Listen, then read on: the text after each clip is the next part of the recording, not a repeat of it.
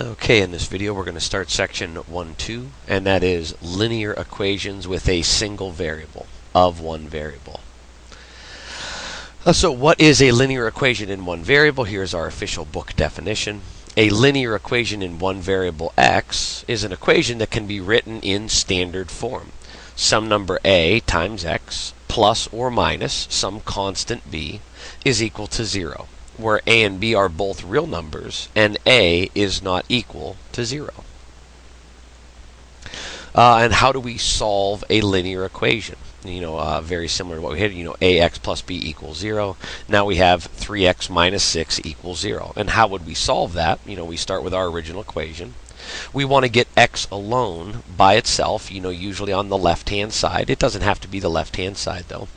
But here, first we address the negative 6. How do you get rid of negative 6? We add 6 to each side. So now we have 3x equals 6. And again, our game is to isolate the x, so here we would divide by 3. Divide each side by 3, we get x equals 2. And then part B here, it just gets a little more complicated. Now we have 5x plus 4 equals 3x minus 8. Now we have an x on each side and a number on each side. But the idea is the same. Get the x alone on one side or the other. Get the number by itself opposite the x.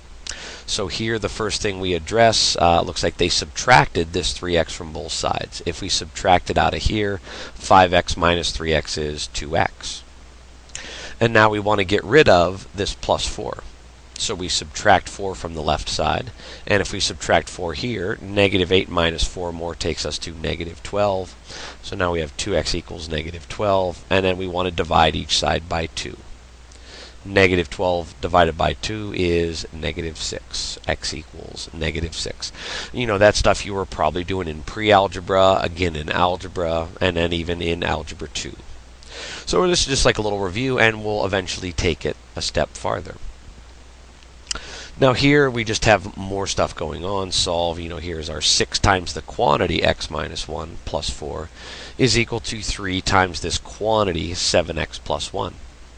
So the first thing we want to do is get rid of our grouping symbols. We want to use our distributive property. We will distribute this 6, and we will distribute this 3. So we distribute the 6 and get 6x minus 6 plus 4 equals, distribute this 3, we get 21x plus 3. And now it's a lot like the last example. So let's see here what they do next. Subtract 21x from each side, so we subtract that out. 6 minus 21 is negative 15x minus 2 equals 3. And then we add 2 to this side to get rid of the minus 2, and 3 plus 2 over here is going to equal 5. Negative 15x equals 5. And then we want to get x alone, so we divide by what is in front of it, negative 15x. That's a negative 15.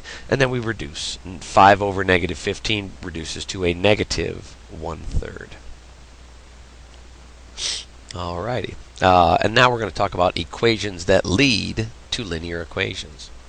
To solve an equation involving fractional expressions, we have our rational expressions, find the least common denominator, the LCD, of all terms, and then multiply every term by the LCD. This process will clear the original equation of all fractions and produce a simpler equation to work with. So here we have example 3 on an equation involving fractional expressions. We have x over 3 plus 3x over 4 equals 2, and we could put that over a 1.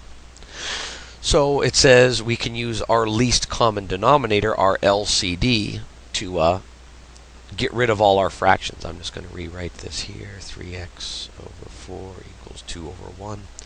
So if we were looking at this and we think, okay, I want to get rid of my fractions, what is my least common denominator? Well, we can count by 3s, 3, 6, 9, 12, 15. Count by 4s, 4, 8, 12, 16. The first number that they share is the LCD, so it looks like a 12. So 12 is our least common denominator. We're going to multiply every term by 12. I could put brackets here and put a 12 outside, and we would distribute that, or an alternate way to do it. I'm going to multiply this here, this numerator, by 12. I'm going to multiply this numerator times 12, and this numerator times 12. And let's see what happened. So now we have 12x over 3 plus distribute the 12. 12 times 3 is 36x over 4 equals 2 times 12 is 24 over 1. When we do this, if we pick our least common denominator correctly and multiply correctly, each of these should turn out to be a nice whole number. 12 divided by 3 is 4x plus 36 divided by 4 is 9x equals 24. And if we collect our like terms on the left, 4x plus 9x is 13x equals 24. And our last step to solve for x, we're going to divide by what's in front of x. So here they'll cancel. X equals 24/13. Not the prettiest fraction, but it is the correct answer to this equation. Alrighty, in example 4, we were going to start when multiplying or dividing an equation by a variable quantity. It's possible to introduce or create an extraneous solution. And we notice the first few letters of the word extraneous are extra. An extraneous solution is one that does not satisfy the original equation. Therefore, it is essential that we check our solutions. You know, we're going to solve this, and we might get one solution or two solutions. However many solutions we get, we want to go back and check them in the original equation to make sure they work, to make sure they do give us a true equality. When we multiply or divide by a variable quantity, we might create some of these extra solutions. So I'm looking at my denominators. This denominator is x minus 2. This denominator is x plus 2. And here we have x squared minus 4. Now when you see that x squared minus 4, you might think, aha, I can factor that. That's a difference of squares. So I'm just rewriting the first couple terms here. And we have this as minus 6x over, I'm going to factor this x squared minus 4 into x plus 2, x minus 2. Alrighty. Now remember, we cannot add or subtract fractions without a common denominator. And if I look at what I have here, I have pieces to my denominator. So here is an x plus 2 times x minus 2. Here I have the x plus 2, but I'm missing the x minus 2. And in the first term, I have the x minus 2. I am missing the x plus 2. Remember, we want all of these to have the same denominator, a common denominator. So if I look at it piece by piece, this numerator is above x minus 2. What am I missing below it for the common denominator? Our common denominator is going to be, I'll underline it in red, x plus 2 times x minus 2. If I multiply those things together, that's my common denominator. So here, you know, underneath the 1, I have the x minus 2. What am I missing? I'm missing the x plus 2 term. So I'm going to take that numerator 1, and I'm just going to multiply it by what I am missing below. I have the x minus 2. I'm going to multiply that by the x plus 2. And then we have our equal sign. I have a 3 in the numerator. Below the 3, I have x plus 2. The piece I am missing is x minus 2. So I'm going to multiply the numerator by what I am missing below, x minus 2. And then I have minus, here's my numerator 6x. Below the 6x, I do have both pieces to the common denominator. I have the x plus 2. I have the x minus 2, so I don't have to multiply the 6x by anything. And you know what we did in effect there? I did multiply this by the common denominator x plus 2 times x minus 2, and the x minus 2's cancel. So I am just left with that piece that I'm missing from the denominator. So now it's a little easier to work with. All the fractions are gone. You know, I could distribute this 1 and nothing changes. X plus 2. That is equal to, distribute the 3. 3x minus 6. And then we have our minus 6x. Alright, let's solve for x. First, let's collect like terms. Here on the left, all terms are already collected. Here we have 3x minus 6x. That gives us minus 3x. And then we have our minus 6. Okay, let's get all the x's on the left. Here I have a minus 3x, so I'm going to add 3x to both sides. 1x plus 3x is 4x. Here I have a plus 2. Let's get rid of that by subtracting 2. Minus 6 minus another 2 is minus 8. So now I have 4x equals negative 8. I'm going to divide by a 4 now. These cancel, so now I have my x isolated. X equals minus 2. Negative 8 divided by 4 is negative 2. But is that an extraneous solution? X equals negative 2. If I go back to my original problem, x equals negative 2. If I plug negative 2 in for this x, no big deal. Negative 2 minus 2 would be negative 4. That's okay. But what happens if I plug that negative 2 in right here? Negative 2 plus 2. That would be divide by 0, and we don't want that. If I also plug that negative 2 in for this x, negative 2 squared would be positive 4. 4 minus 4 would be another divide by 0. And if the first time you see that, you want to stop. That is an extraneous solution. It does not work in the original problem. So for this, the only solution we had was extraneous, so there is no real solution that would make that work. Okay, let's check out example 5. I think this is the last example, and this is not even officially example 5. I just grabbed an extra problem out of the exercises. That was a good one, you know, for getting ready for the homework or the upcoming huddle problems. So here, solve the equation, check your solution. So we have 1 over x plus 2 over the quantity x minus 5. So the denominators that we do have, you know, to get a common denominator, we would sort of multiply them together. So our common denominator is going to be these two things multiplied together.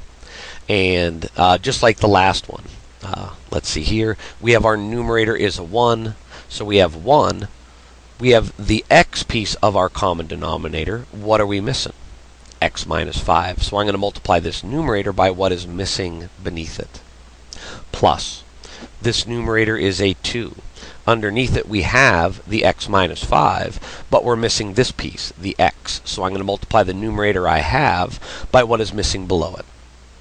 And that is equal to, over here we have a 0. You know that 0 is over a 1. We're missing both pieces to the common denominator, x and x minus 5. I'm going to multiply the numerator I have by what I'm missing, x times x minus 5. And really, what is 0 times this stuff?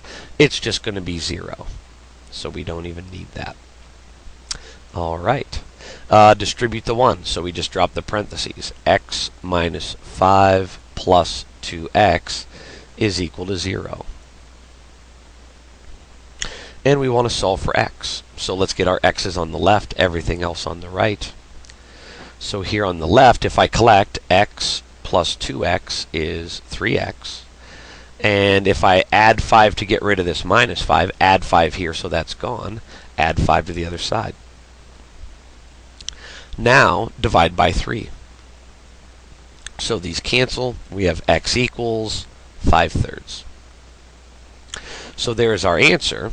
And it might be an extraneous solution. This is going to be a little tougher to check, because we're going to have fractions within denominators. So we're thinking this 5/3 might work. I'm going to have 1 divided by 5/3 plus 2 divided by 5/3 minus 5. Does that equal 0?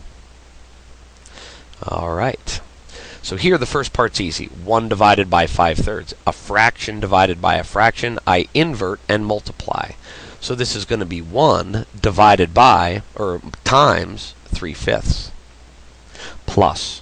Okay, this one's going to be a little more work. Let's see what we have in the denominator here. This is 5 over 1. So here my common denominator would be a 3. So that would be 5/3 minus 15/3 to get the common denominator. If I subtract those, 5/3 minus 15/3 is negative 10/3. Oops, and that's just in my denominator.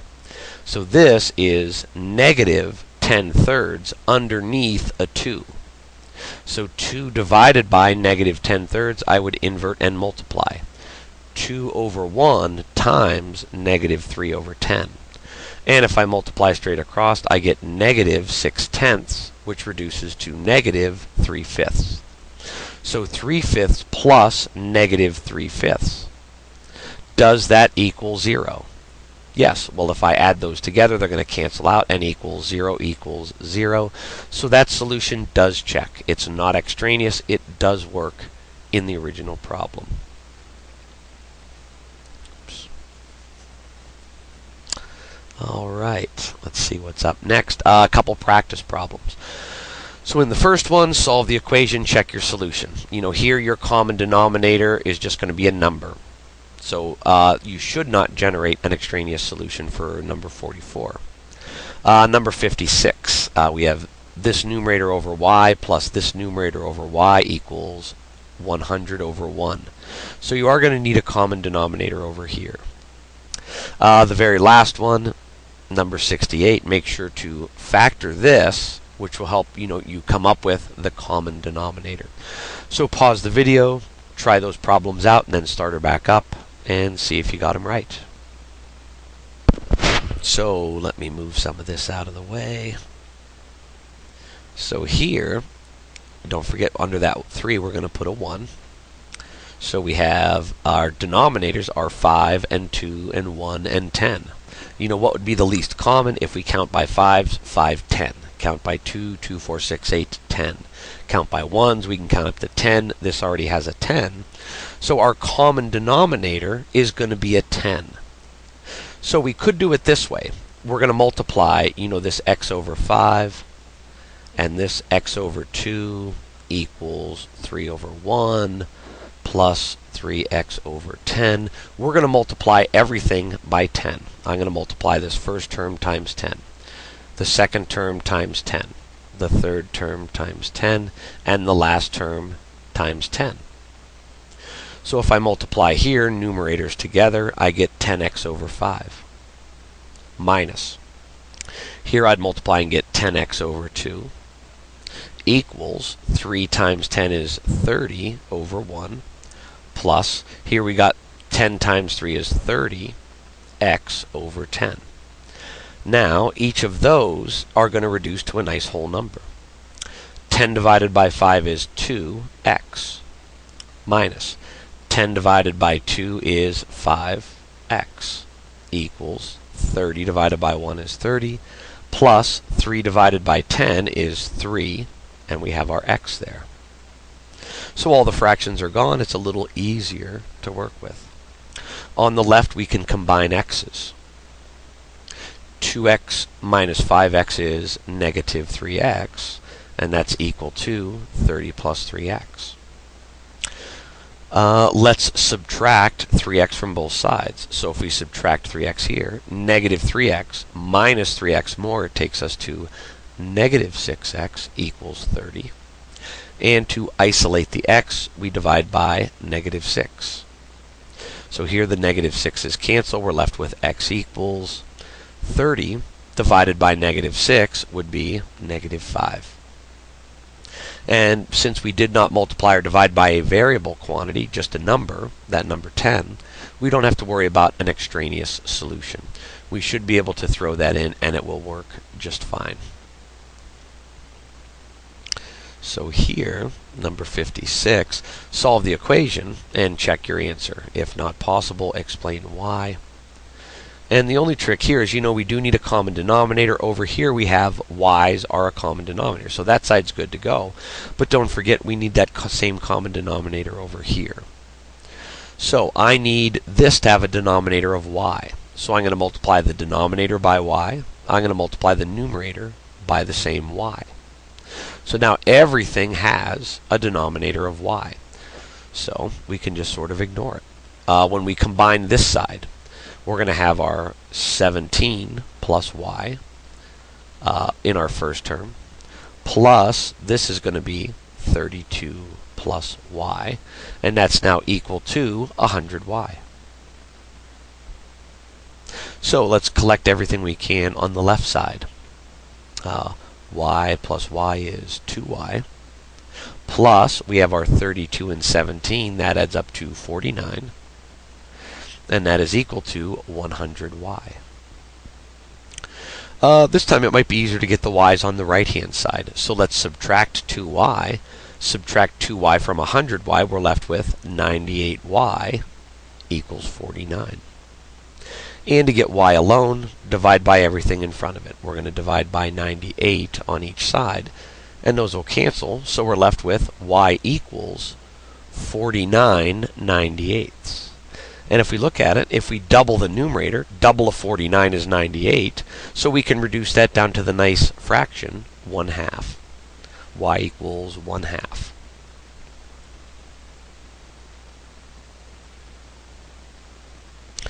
And we might want to check that one because we did multiply by a variable quantity. We might have created an extraneous solution.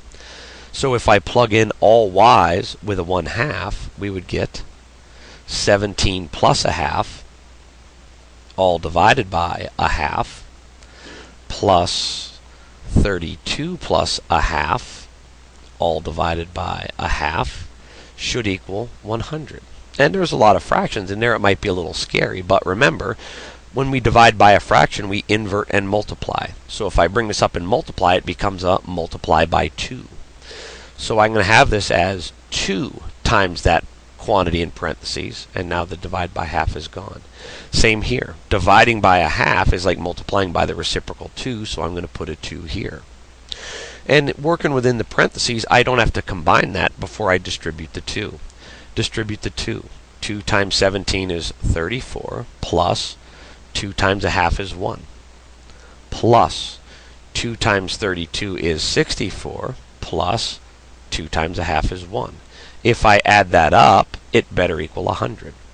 So 34 plus 64 is 98, and then I have plus 1 plus 1. 98 plus 2 does equal 100. So that answer does check out. It is not extraneous.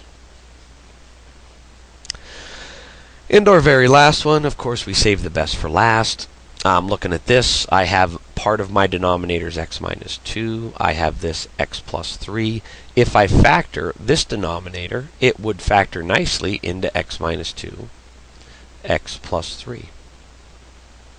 So my common denominator is going to be these two multiplied together, which is x minus 2x plus 3. So the numerator 4 is good to go. This numerator 1 is missing something under it. This numerator 3 is missing something under it. We multiply the numerator by what it is missing below.